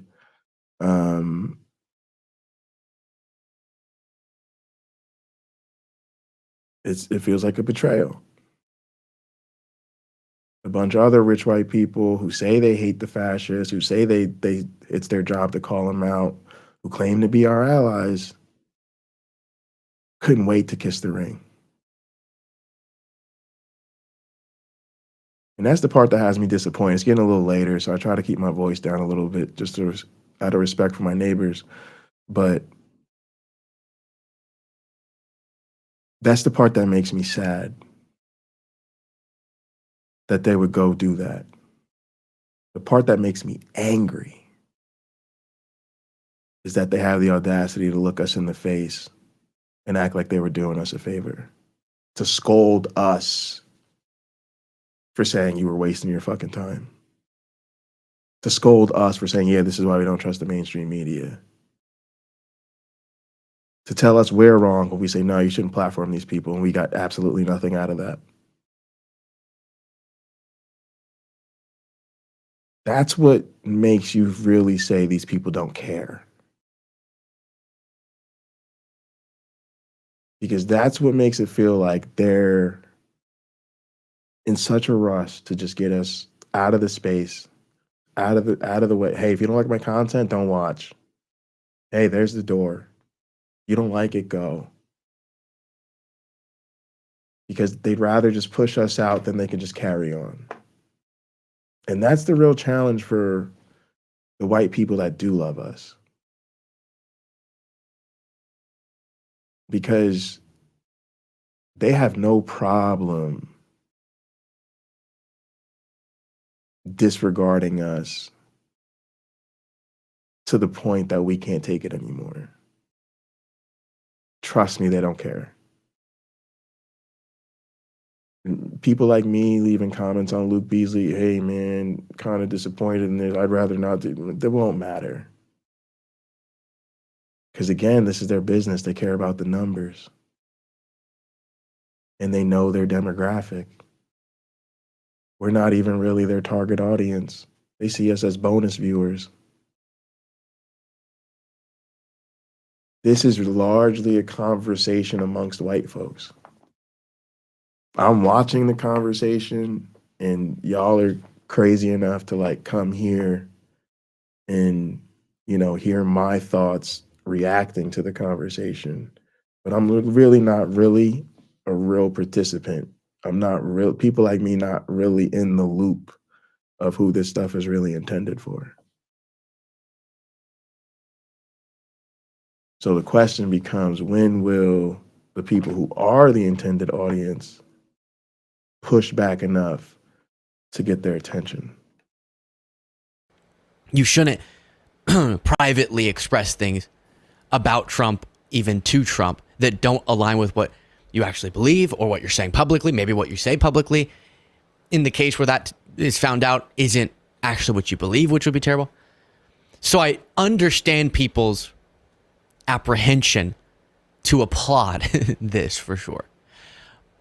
My take is... Hey, Jay, good to see you. I want us to be really mindful of when we jump to a denunciation of something like this, because actually one of my goals after the election was to engage in more face-to-face discussions with Trump supporters. Because clearly assuming that we can just be over here in a silo, make good points, and the word will get out and people will vote correctly, it didn't work. So I'm gonna... Again, so this is the part where they treat us like we're stupid. like we didn't notice well before the election that they were already going in this direction, largely to grow their channels, largely to grow their platforms, largely to secure the bag. And so, again, terrible political analysis of the election. But then they present this doubling down on platforming fascists as a change in direction that they just have to do because it's more important than ever before to make the Christo-fascist assholes the center of our existence, because that's going to change their minds. I'm going to be doing a lot of face-to-face oppositional discussions, diving into issues with people who disagree. So I don't want us to just go, the fact they met with him, that's bad. But as we get more information about this, if we feel the meeting was handled irresponsibly, that criticism is totally justified. And if Trump is correct in his characterization of the meeting, it feels like it could have been an irresponsible one. And the big tell, which is why I can't really say for sure how I feel, is how their coverage will change or not change in the coming days. If they are afraid that when Trump says he wants to leverage the government's power to go after MSNBC, that's going to harm them, and they're doing this to cozy up to power, to minimize the potential damage that could be done to them, and that's what this was the beginning of, then all the criticism in the world will be justified. If we see that their coverage changes and they're not actually criticizing him in justifiable ways as they were before. But if they wanted the chance to go in and say to Trump, here's an example of how a meeting like this could have been handled correctly, you're surrounded by only yes men. And so you're being told your mass deportation plan, your plans to enact retribution, your demonization of different people, the enemy from within stuff, your appointments or your nominations, I should say, of these different wacky and terrible people for such important positions in the government. And all that's great. It's going to go over great with the American public. We're here to tell you, we're going to spearhead the effort to sound the alarm so aggressively. If you actually follow through on these things, I promise it's not in your interest to do them, because Trump, you care about PR, you care about all that. You will have such a damaged, tarnished legacy if you actually go through with this, and you'll leave office in shame. All right, there it is. Did you catch it?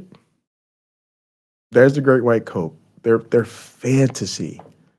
This literally just literally intellectual masturbation, where their white savior complex is so deep that in their minds they are playing out these scripts where they're going to go in and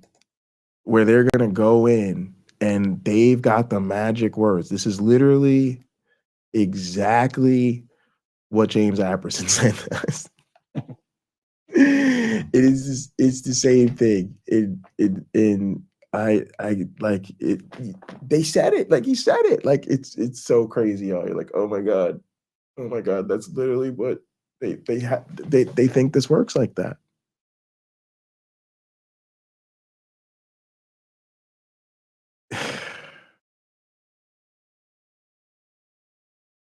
Uncle Bobby, shout out to the Lil Chrissy channel. Go check out Uncle Bobby. He used to be Jen and Truth on YouTube. His new channel is called Lil Chrissy. He often says the first part of being smart is knowing what you're dumb at. These people have serious issues if they think that their aptitude is so high that they're going to go in and threaten Trump with an expose and some bad coverage, and the Trump administration is going to change directions. And I don't know where Luke is at, but he might be in that productive space where he's deluded himself enough to now try to convince his audience that what they really need to do is pump money into him because he's going to do the same thing. Like, he loves going to Trump rallies and sitting down with the MAGA folks and having coffee with MAGA and all this other shit, right? So that's going to be his new, and his little cooking show, right? So he's gonna, this is what I'm saying, folks. Like, with fronds like these, who needs enemies, right? Like,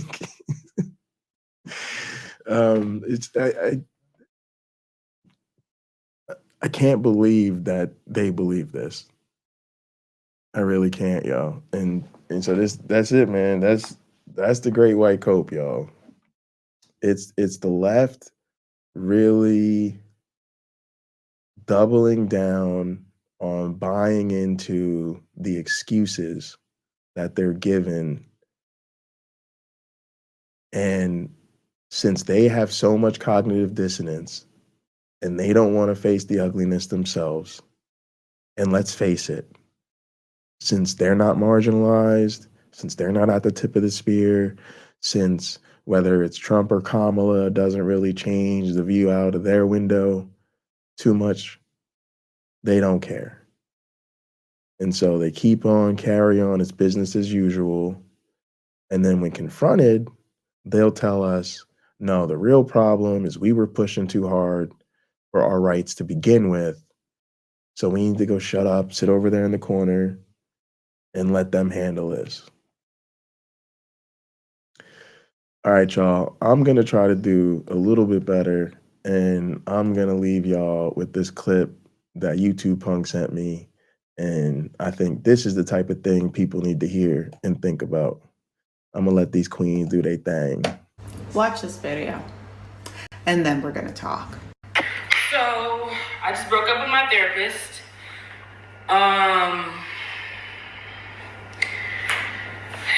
And I guess I'll tell you why. Basically, I went in there today. It was more like an emergency session, only because I really have been having trouble. Like, after this election, I really have been having trouble. And so anyway, she had emailed me the other day, and I told her, like, I wasn't doing well, so she made some time for me. She made an appointment for me, which I appreciate, and I told her that before I left. But I went in today, and I asked her, I said, I have a question for you. Like, I just need you to be honest. And I said, did you vote for Trump? And she made a face, and then she told me basically, yes, she did. And I asked her, I was like, can you explain that to me? Like, can you explain that decision to me? And she was like, I mean, for one, his policies. And I was like, what policies? And she was like, well, one thing, I don't like my groceries being so damn expensive, so freaking expensive, something like that. And I'm not gonna lie. Right, so she hit her with it, right? Like, she literally went to her therapist, y'all. And her therapist said she voted for Trump, and she said, "What policies?" And of course, like most Trump heads, they always say the policies, but then there's no policies. They can't name a policy. So then what did they do? They shifted the goalpost. Oh, well, now I'm mad about groceries, and we right back to the price of eggs. See, but now you're hearing from the lived experience of Black women, Black queens who already know what time it is when they hear that shit. And they don't make the same mistake. You hear exactly how different. She knows exactly what time it is. That statement, that sentiment gave me great pause. And I didn't really have much to say for a couple seconds. And then I asked her, like, so did you think about me? Like, when you went in that booth, like, did you think about me at all? And she was like, what do you mean? I don't understand your question. I said, you know, your Black female child of immigrants client, did you think about me when you went in the booth? She said, no, I don't think about you like that. Like, I come here and I listen to your problems. That's my job.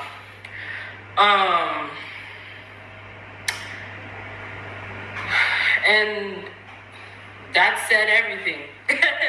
That said everything for me. I'm not gonna lie, I considered staying for the session. I considered, you know, small talk or whatever, but I've overextended myself as a Black woman for too long. Because the truth is that when I walked into that booth, I mean, metaphorically speaking, I filled out my absentee ballot. But when I filled out my absentee ballot and I voted for Kamala Harris, I voted for her rights. I voted for her rights to the medical abortion she just had to have for her incomplete miscarriage. I voted for her rights to that. And you're telling me that cheaper groceries was enough for you to overlook the hate, was enough for you to overlook the violence. It was enough for you to overlook everything that is going to affect my day-to-day life, your client's day-to-day life. Y'all hear that? She knew exactly what time it is. That's what we really feel and see. That's what we really going through, y'all. So wait, you're telling me? And notice what the woman said. When she asked her, why'd you vote for Trump? She first tried to dismiss her with the policies. Right? She didn't go straight to the grocery thing. She said his policies. But as we talked about, Trump never has any policies. He never mentioned any policies. So she asked a natural question, what policies? Then she shifted the goalpost. Oh, it's really about the price of groceries. So we already know you full of shit. So now imagine what it's like to turn and see all these white liberals. They supposed to be anti-racist. They supposed to be woke. They got Black Lives Matter flags flying out their damn houses. Love is love, all that type of bullshit. And they got the audacity to look us in our black faces, our trans faces, our poor faces, our immigrant faces, and say, nah, I don't have to do more to fight for y'all. I got to do more to talk to them about the price of eggs. What do you think it looks like to us when you do that as white people? I really want y'all to think about that. And I understand how that could benefit her in some way, and I'm trying not to think about it that way because then that makes her a worse person than I could ever think. But I spent the last 2 years of my life with this person. I'm a senior in college. I was a sophomore in college when I first started seeing her. She knows things about me that most people do not know. And to know that you view yourself as my white savior, to know that you view me as less than you, to know, I mean, whether you meant to or not, that's exactly what it is. That's exactly what because it is. What it is an unwillingness to ever put yourself in my shoes. Mm-hmm. That's what it is. It's an unwillingness to empathize with me, there it is. People who look like me, and people who don't look like me. Because when I filled out that ballot, I did not fill out that ballot for myself. What the hell? I live in a country full of people. I filled out the ballot for the rights of my people. And that includes white women. That includes y'all. It included y'all. When I made that choice, when I made that vote, it included everyone. And so for me, it's a humongous slap in the face to hear that it's just a job. Humongous slap in the face. It's policies and, you know, it's a difference in opinion. It's not enough for me. And so I said, I'm not going to lie. I think I'm going to have to find a new therapist. I can't do the same. I have to go. Bye, Felicia. And on my way out, she said, see ya. As in, see you later. And I said, thank you. You're not ever going to see me again. Please, don't be confused about that. Like, you already know I'm avoidant. So you know you're never going to see me again. So don't be dumb. But think about that, yo. I need y'all to understand that that's how they feel about us, and that's how they dismiss us from their lives. Technically, it's a client. That's money walking out the door. Yeah, but it's a black person. So she's less than even the money that she contributes to your living. And you're willing to throw out your whole ethics and integrity. Because really, when a client walks out on you as a therapist because there's been such a breakdown in communication or understanding of values that they can't be there anymore, you're really supposed to be put on pause for that. Like, that's a huge problem. But instead it was, see ya. So when you think to yourself, they're really not that bigoted, they're really great people, they're really deep down inside, they care. No. We understand that when our needs really come to the fore, nah, they don't give a shit. They're not willing to give an inch. And if that means we need to be totally excised from the community, their attitude is, see ya. Remember, you're my therapist, so you know these things about me. But it's just such a slap in the face to myself and to others. And people keep, like, I don't know. I feel like people think I'm overreacting, and I hope that's not what it is, but I'm not overreacting. I woke up and the country just reinforced the notion that I'm expendable, that my life is expendable, that I can do everything in my power to be the best version of myself, and it does not matter. That's what the country showed me on Wednesday when I woke up and Trump was president. That's what the country showed me. And you're asking me to educate you. You're asking me to sit down and have these conversations with you. And some people just don't even want to have the conversations. People like my therapist don't want to talk about their views anymore because they know they're dead wrong, one. And two, these are conversations we should have had before the election. This is education you should have been gaining before the election. Because to me, everything was on the line. Everything was on the line. Everyone's rights were on the line. And that's why I made the choice that I did. I could be ignorant. I could. But I don't have the luxury of being that. And it's not in the best interest of myself or the people around me to make a decision like that. But white people get to live like that every single day. Woo. And at the end of the day, when it really, really, really comes down to it, they'll choose themselves before us every single time. And if this election has taught me anything, it's taught me that. And personally, that's not something I can reconcile with. It's not something I'll ever reconcile with. I'm going to be moving way different, protecting my peace in a completely different way than I was before. Because I am going to find a new therapist. I'm not going to be speaking to her again. And to white friends who have reached out, like, I'll get to you when I'm ready. Like, my emotions are high. And, same. It just, right now, it feels like an attack on myself. And so I'm not ready to have those conversations. I'm not speaking for all black women. If you're able to tolerate shit like that, then great. But we have to realize that this country views us as expendable.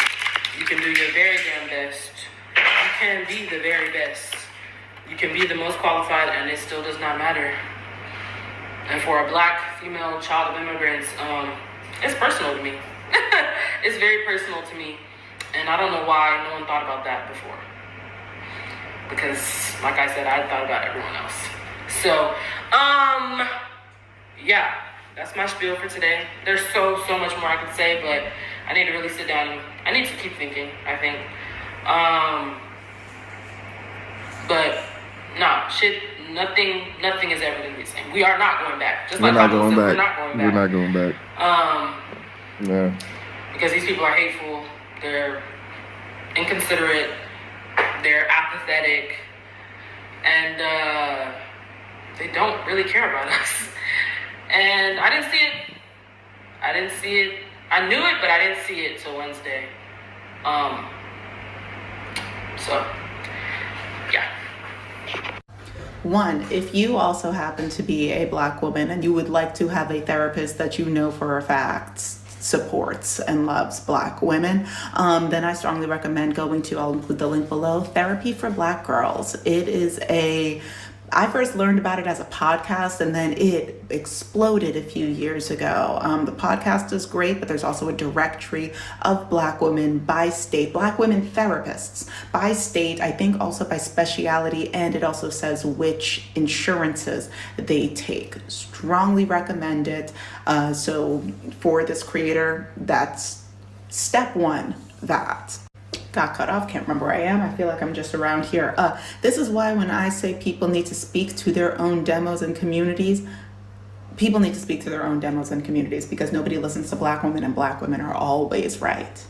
So white women, please try and speak to other white women. Ideally, it'd be great if you could also speak to your men too. Maybe they listen to you.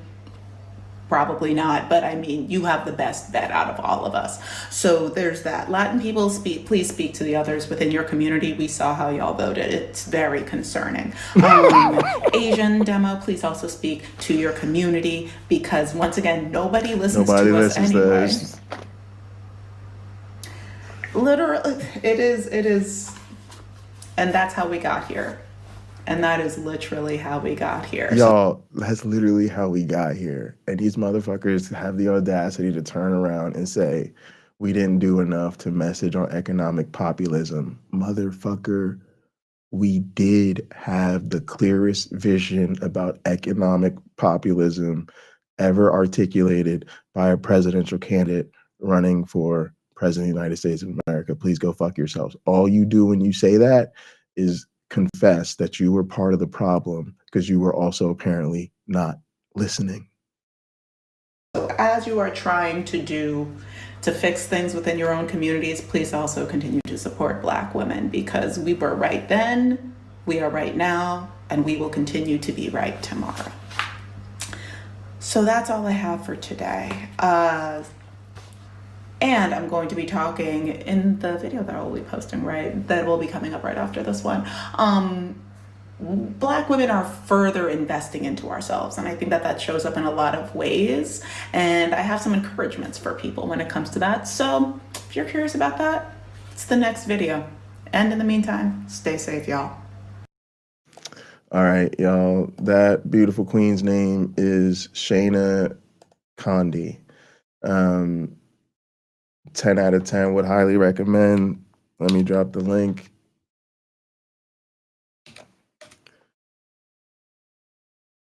All right, y'all. Look, we have successfully landed this plane. I appreciate y'all for rocking with me. This is something that's been on my mind for a really long time. Hopefully, those of you that tuned in the middle and missed the beginning, maybe go back and check it out. If you're watching later, appreciate you. Please leave us a comment. Let us know what you think. Please like the video, subscribe to the channel. There's a link in the description for Discord. And of course, the after party is in Gather. And that is usually where we're at in our virtual headquarters. And there's a link in the description for that as well. So we'll see you next time, gang. Love you guys. Thanks to everybody in the chat, and a special thanks to all the mods. We'll see you next time.